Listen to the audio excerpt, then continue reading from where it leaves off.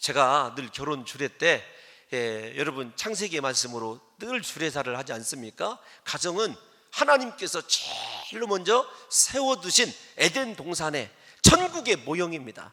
여러분, 아무리 내가 밖에서 인정받고 탁월한 능력을 보이고 사람들에게 막 칭찬을 받는 사람이라 할지라도 자기 가정에서 실패하게 되면요 모든 것에서 실패합니다. 하나님의 창조의 목적은 가정에 있습니다. 가정을 통해서 하나님의 교회가 세워져 가는 것이지, 가정 없이 건강한 교회가 세워질 수 없고, 가정 없이 여러분 이 건강한 공동체가 세워질 수 없죠. 제가 여러분들에게 늘 말씀드린 대로 로마가 몰락한 이유는 특별히 외적이 없었습니다. 전쟁이 없었습니다. 그럼에도 몰락한 이유는 무엇 때문에 그러냐면 가정이 붕괴되었기 때문에 그들의 국가가 그렇게 천년만년 영원할 것 같은 대제국이 하루아침에 무너지게 되는 것을 보게 되면, 우리 사랑하는 성도 여러분과 저도 가정을 중요시 여기되 가정을 세우지게 된 첫 번째 동기는 희생에 있습니다. 어떤 거냐면 아담이 피를 흘렸기 때문에 가정이 세워졌고, 교회가 세워지게 된 것은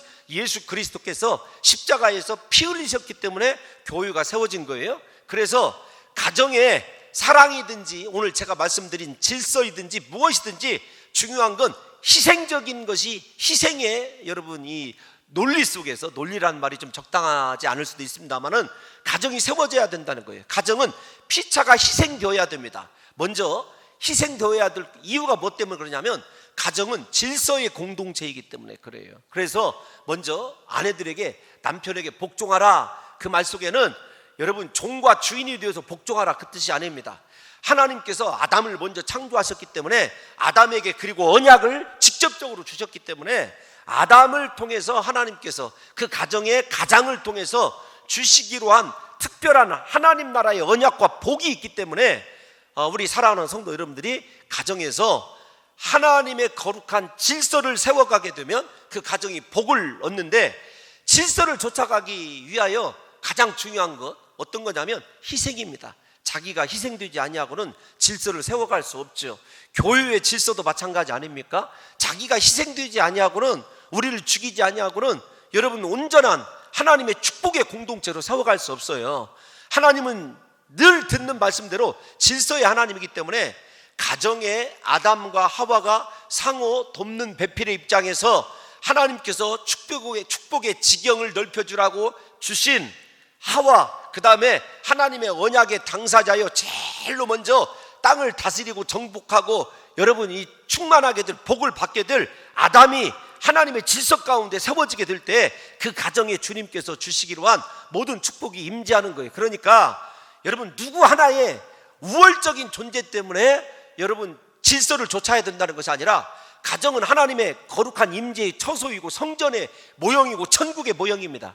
그 가정이 행복하고 사랑하기 위해서는요 가장 중요한 것이 이 상호 돕는 배필의 관계에서 오는 질서의 관계예요. 다시 말씀을 드리지만 아담은 언약의 하나님의 직접적인 대상자입니다. 아내들은요 그 아담이 언약 안에 있는 축복을 잘 누려가고 하나님 앞에서 온전한 제사장으로 서기 위해서 하와의 돕는 역할이 필요한 거죠. 이게 질서예요. 우열의 문제가 아닙니다. 그렇기 때문에 그 질서를 위해서는 남편도 희생을 해야 되고 또 아내도 희생적인 여러분 헌신이 있게 될 때 가정이 가장 아름다운 주의 축복이 넘치는 공동체가 되는 것 아니겠습니까? 여러분 오늘부터 가정에서 부부가 서로 희생하고 오직 하나님 앞에서 언약의 대상자와 하나님의 축복의 지경을 넓힐 수 있는 돕는 배필의 위치를 잘 지키심으로 말미암아 그 가정이 주 안에서 잘되고 형통하심으로 말미암아 다른 사람들에게 천국을 보여줄 수 있는, 우리 집을 봐라, 우리 집이 천국이다, 이렇게 이야기할 수 있는 귀한 공동체를 이루어 가시기를 예수님의 이름으로 축원합니다. 두 번째로는 여러분 사랑이 더 희생이 다르죠. 왜냐하면 여기 나오는 아내 사랑이 아가페 사랑이라는 걸 잘 압니다. 성경이, 제가 지난 주일날 여러분이 우리의 죄를 사하여 주시옵고 할 때 성경에서 죄를 표현하는 단어가 우리는 하나밖에 없지만 5개를 설명을 해드렸어요. 그리고 사랑도 마찬가지입니다. 4개의 사랑이 있다는 것 잘 알고 있지 않습니까? 그런데 가정에 들어오게 되면은요 일단 가정을 이루게 되면은 그러함에도 불구하고의 사랑이어야 되고 무조건의 사랑이어야 됩니다. 이게 아가페 사랑의 특징 아니겠습니까? 그러니까 가정에서 남편이, 그 다음에 아내가, 자녀들이, 부모가 사랑하는 것은요, 무조건적인 예수 그리스도의 사랑이어야 됩니다. 그러니까 여러분들이 가정을 위해서 기도할 때 물질을 위해서 기도하고 자녀들을 위해서 기도해 주는 거 중요합니다. 그러나 그거보다 중요한 것은 무엇이냐면, 하나님, 우리의 사랑이 예수 그리스도의 십자가의 그 무조건적인 사랑으로 날마다 덧입혀지게 해달라고 기도하는 것이 중요합니다. 사랑이 회복되지 않으면요, 가정은 절대로 회복될 수 없습니다. 사랑이 회복되지 않으면 그 가정에 존재하는 것은 죄밖에 없습니다. 여러분 잘 아시는 대로 아담과 하와가 범죄함과 더불어 두 사람 사이에 사랑이 깨진 거 보십시오. 역으로 두 사람이 사랑하고 공동체 가운데 붙어 있었다고 한다면 하와에게 먼저 사탄이 괴계를 가지고 유혹할 일이 없었죠.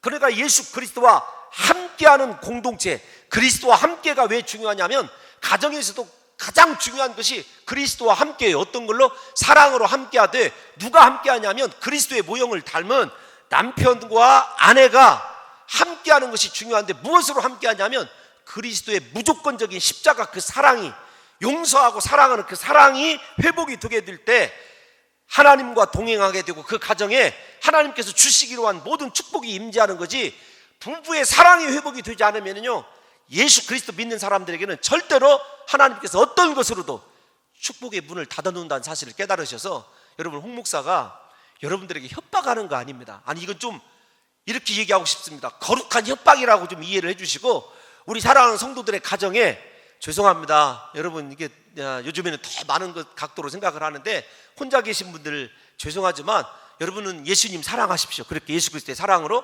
그렇지 않고 부부가 사랑한다고 한다면 그리스도의 사랑이, 여러분 아가페의 사랑이 여러분들에게 회복되게 될 때 하나님께서 여러분들에게 주시기로 약속하신 생육하고 번성하고 땅에 충만하고 다스리는 모든 권세가 여러분들의 것이 되는 역사가 일어나게 될 줄로 믿습니다. 또 하나, 여러분, 희생이 필요한 것 어떤 거냐면, 자녀 관계, 부모 관계에 있어서 여러분 희생이 필요한 거죠. 부모들에게 권고합니다. 너희 자녀들을 노엽게 하지 말아라. 그곳에는 왜 노엽게 합니까? 자녀들을 일방적인 부모 관점에서 사명자의 관점이 아니고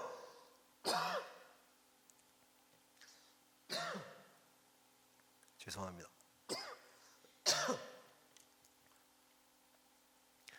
물 한 모금 마시겠습니다. 자녀는 하나님의 기업입니다. 그 자녀에게도 내게 주신 것과 동일한 하나님의 사명이 있어요. 그렇다고 한다면 내 기준에 의해서 자녀들을 요구하고 강제하고 몰아가는 것이 아니라 섬겨줘야 될 대상이고, 그들 안에 있는 하나님이 심어놓은 잠재력과 축복이 만개하도록 내가 그들을 이해해주고 사랑해주기 위해서는요, 오랜 나를 희생하고 절제하면서 기다려줌이 필요합니다. 그 대신에 마냥 기다리는 것이 아니라 진정한 사랑에 의한 기도를 통해서 기다려줌이 필요하죠. 왜냐하면 하나님의 자식이기 때문에 하나님이 책임지실 거예요. 근데 중요한 건 뭐냐면, 우리를 보면 알아요. 우리 자식들 우리가 책임지려고 하거든요. 아닙니다. 그거 교만이에요. 내 자식이기 전에 하나님의 자녀이니까 하나님께서 책임져 주실 때까지 나는 진실한 아가페의 사랑으로 인내하면서, 나를 인내하면서 내 기준에서가 아니라 하나님의 말씀으로만 양육하고 가르쳐 주는 것이, 거기까지 우리가 할 일이에요. 근데 우리는 우리 뜻대로 안 되면 자녀들을 윽박지르고 자녀들과 충돌하게 되면 자녀들이 어떻게 되냐면 분노하게 되어 있어요. 그래서 여러분 삐뚤어지게 되는 것 아니겠습니까? 그런데 여러분, 여기까지만 들면 자녀들이 무엇을 하든지 그대로 둬라, 그런 것이 아닙니다. 성경에서는 사랑하는 자녀일수록 초다를 아끼지 말아라 그랬어요.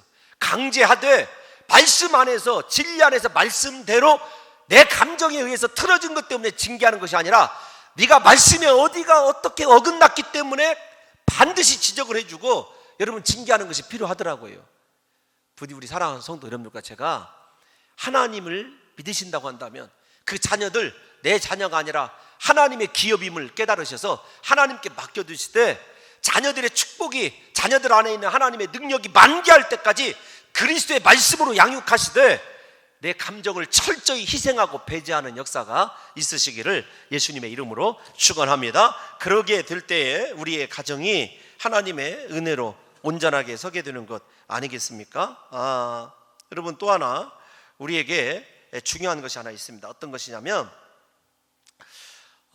부모와 자녀들 간에 가장 중요한 것은 어떤 것이냐면 왜 우리가 부모가 되고 자식이 되는지를 생각해야 된다는 거예요. 그게 철저한 하나님의 섭리이고 하나님의 뜻이라고 하는 것을 받아들이게 될 때, 자녀들에게 여러분, 네가 나를 만난 건 하나님의 섭리다, 그리고 우리가 자녀들을 얻은 것 하나님의 섭리라고 하는 것을 깨닫게 된다면, 여러분, 가정에 지금 가정을 다스리고 섬겨가는 가장 주 원료는 무엇이어야 되겠습니까? 하나님의 섭리 아니겠습니까? 가정을 하나님의 말씀과 하나님의 섭리대로, 하나님의 뜻대로 운행할 수 있도록 다, 자녀도, 여러분의 부부도, 여러분의 삶의 운영해야 될 경제적인 문제도 하나님께 다 맡겨놓으시고 날마다 기도로 섬기시는 역사가 있으시기를 예수님의 이름으로 축원합니다. 그래서 내일 살펴볼 4장 2절이 기도에 헌신하라, 그런 거예요.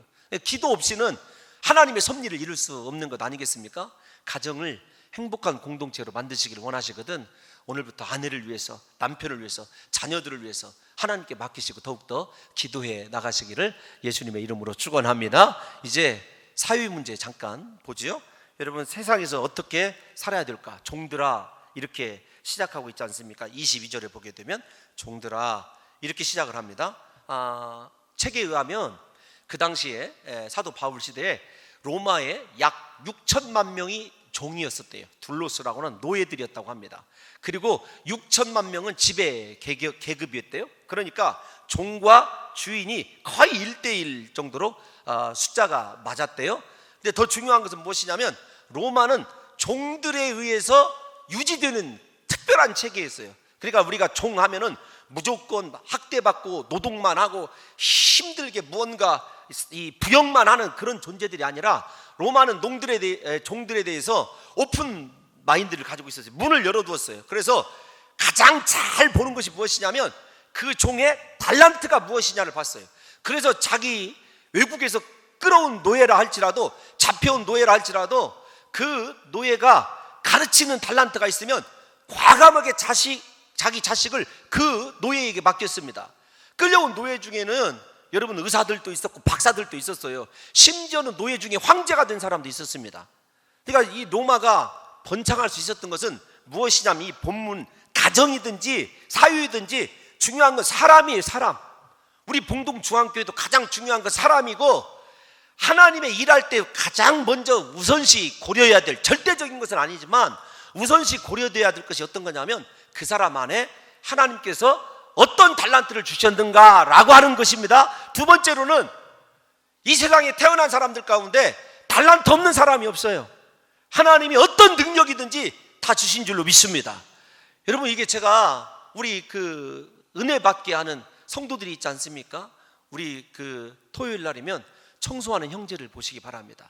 정말로 일 시켜주면은요, 얼마나 화장실 청소며 이 쓰레기 수거며, 여러분, 제가 이게 설교가 인터넷에 올라가서 직접적인 이야기를 할 수 없지만 여러분 얼마나 보십시오. 이 세상 가운데 하나님이 태어나게 했을 때는요, 다 세상적인 말이라고 얘기하실지 모르겠지만 하나님이 달란트 주시고 평생 살 수 있도록 하나님이 은혜 주십니다. 여러분들과 제가 먼저 이 종들에 대해서 살펴보기 전에 내 안에도 달란트가 있을 것이고, 하나님께서 어떤 상황 속에서도 나를 통하여 이 세상을 바꾸고자 하시는 하나님의 뜻이 담겨져 있다는 것을 알게 되면 내가 세상에 대해서 굉장히 중요한 존재라는 것을 여러분 아시게 될 거예요. 제가 사람을 중요시 여긴다는 것을 제가 여러분들에게 언젠가 말씀드렸지 않습니까? 영국인 교회를 섬길 때 보게 되면 여러분 에어버스 이사가 있습니다. 에어버스 이사 굉장히 중요한 사람이에요. 요즘에 우리나라 이제 취향에서 다닙니다만은 에어버스 380 2층 더블 스토리 비행기를 여러분 설계한 사람입니다. 굉장히 중요한 사람이죠. 여러분 중요한 사람이나 거기에서 죄송하지만 여러분이 학교에서 청소하시는 분이나 똑같이 교회를 상의하고 형제처럼 지내고 그런 모습을 보면서 여러분 너무 그것이 결속이 강해서 좀 짐이 들 때도 있었지만은 참 대단한 사유다 이런 생각이 들 때가 있었거든요. 여러분, 그들의 중심이 뭐냐 하는 것을 말씀을 드리면 제가 왜 그렇게 서론을 길게 하는지를 이해를 하시게 됩니다. 그들의 중심은 하나님 앞에서이지 사람 앞에서가 아닙니다. 하나님 앞에서는 똑같은 인격체예요. 이 사람에게도 하나님 주신 은혜가 있고 능력이 있고 달란트가 있다는 걸 알기 때문에 그들의, 여러분, 이 일하는 사역의 현장에서의 대상은 주종관계가 아니라 그것을 초월한 하나님 앞에서 내가 어떻게 살고 있느냐예요. 나에게 하나님이 귀한 인생을 주시고 그 속에 이 땅 가운데서 먹고 살 은사도 주시고 달란트도 주셨는데 내가 그 하나님 앞에서 지금 어떻게 살고 있느냐, 그게 중요한 거예요. 종들도 마찬가지입니다. 죄송합니다. 상전들도 마찬가지입니다. 상전들에게도 뭐라고 얘기죠? 4장 1절만 먼저 한번 읽어보겠습니다. 4장 1절 시작. 상전들아, 의와 공평을 종들에게 베풀지니 너희에게도 하늘에 상전이 계심을 알지어다. 여러분, 제가 생각해 보니까 성경 공독을 안 했어요. 그거 맞죠? 제가 이렇게 단세포예요. 굉장히 단세포. 무언가에 몰두하게 되면요, 제 아내도 잊어버립니다. 내 아내가 누구지? 여러분, 제가 성경 공독을 안 했군요. 이게 정말로 해프닝 중에 해프닝인데, 그래도 여러분 골로새서 지금 한 번씩은 다 읽어보고 계시죠?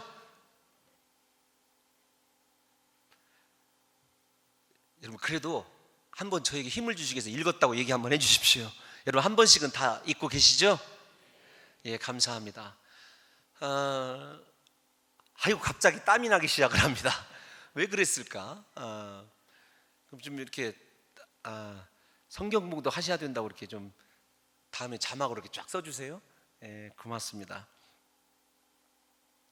상전들에게도 네가 주인이다 만족하지 말라는 거예요. 너를 보고 계신 하늘의 상전이 있다는 것을 알라는 겁니다. 그러니까 종들이나 상전 주인으로 합시다. 주인이나 다 똑같이 누구 앞에서? 우리를 지으시고 우리 안에 잠재력을 주시고 달란트를 주신 하나님 앞에서 살라는 거예요. 그러니까 하나님 앞에서 보면 종이나 주인이나 똑같다는 겁니까? 똑같지 않다는 겁니까? 똑같다는 거예요. 다만 네가 종의 위치에 있을 때 사람을 바라보지 않냐고 하나님을 바라볼 수 있다고 한다면 네가 축복의 통로라는 거예요. 그리고 그거 반드시 보상해 준다는 겁니다. 여러분, 우리가 24절을 한번 읽어보겠습니다. 24절, 3장 24절이에요. 시작. 이는 기업의 상을 주께 받은 줄 아나니 너희는 주 그리스도를 섬기느니라. 네 직장을 섬기다 이렇게 얘기하지 않고 있어요.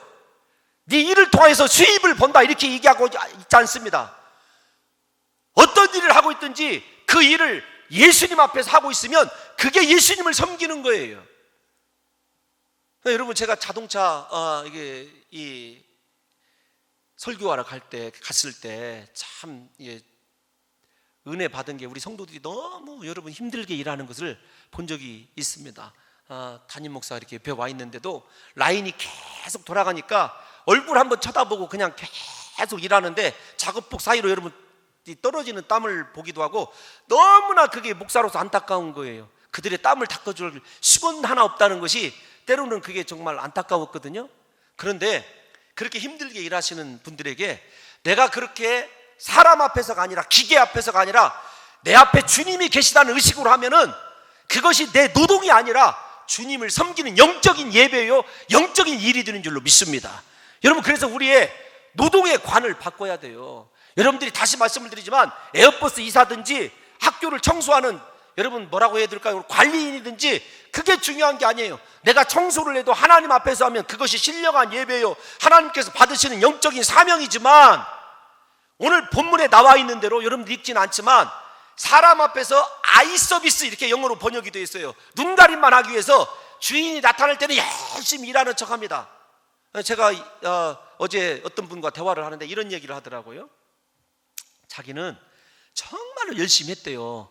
근데 한순간 잠깐 옆에 있는 사람하고 얘기하는데 걸린 거예요.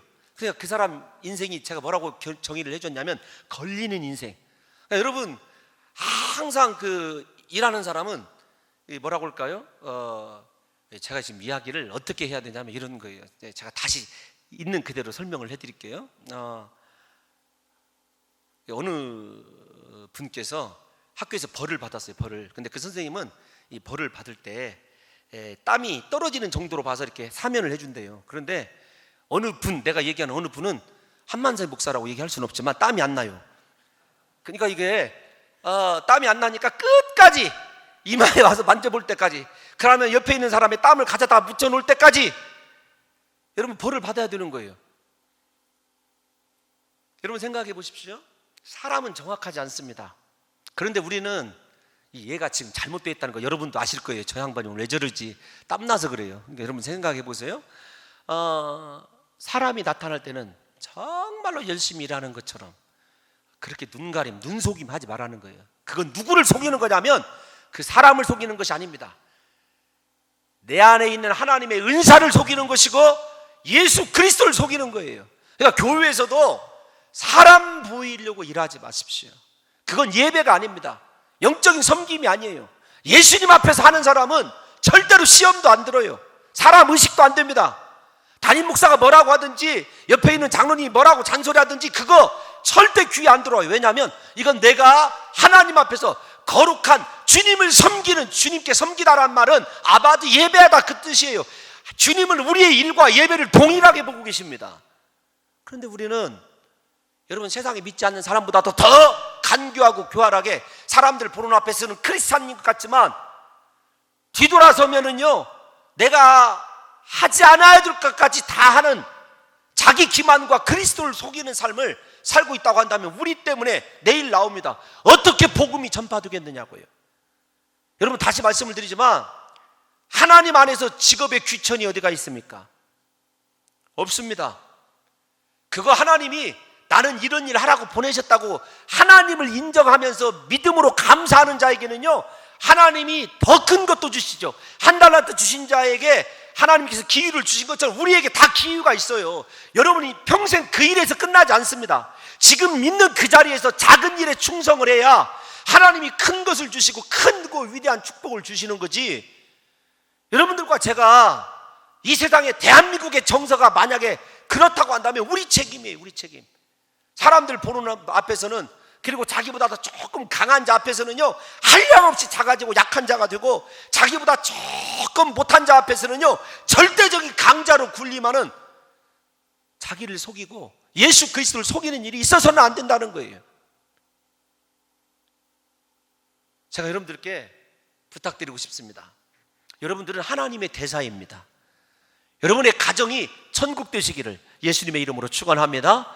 여러분의 일터가 여러분들 때문에 예배의 처소, 주를 섬기는 처소가 되시기를 예수님의 이름으로 축원합니다. 우리 24절 25절 다시 한 번만 읽어보겠습니다. 시작.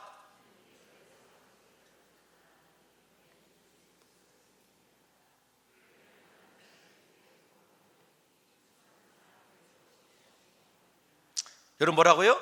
사람을 외모로, 겉으로 드러나는 것으로 절대로 하나님은 상 주시는 분이 아니에요. 우리의 중심을 보고 계셔요. 죄송하지만 여러분들이 교회 일 할 때도 어떤 마음으로 섬기느냐, 사람으로 드러나는 외모를 보고 섬기는 사람은요 비록 사람들에게 인정받을지는 모르겠지만 하나님께는 인정받지 못합니다. 상으로 연결되지 않아요. 그러니까 우리 이제부터 교회든지 가정이든지 직장이든지 중심으로 하나님을 섬기는 마음으로 하나님 앞에서, 하나님의 바로 눈앞에서 일하는 것처럼 온 마음 다해서 충성하는 역사가 있으시기를 예수님의 이름으로 축원합니다. 여러분, 우리가 무슨 일을 하든지 마음을 다하여 주께 하듯 하고 사람에게 하듯 하지 말라고 했습니다. 23절 한번 읽어볼까요? 23절 시작. 무슨 일을 하든지 마음을 다하여 주께 하듯 하고 사람에게 하듯 하지 말라. 모든 일을 주께, 십자가에서 못 박혀 죽으신 주님께 하듯 하라는 것이 여러분 예수 그리스도의 부탁이에요. 오늘부터 여러분들 때문에 여러분의 직장이 달라지게 될 줄로 믿습니다. 그곳이 주님을 섬기는 예배의 처소가 되는 줄로 믿습니다. 또 한 가지, 여러분의 직장까지 주님은 동행해 계셔요.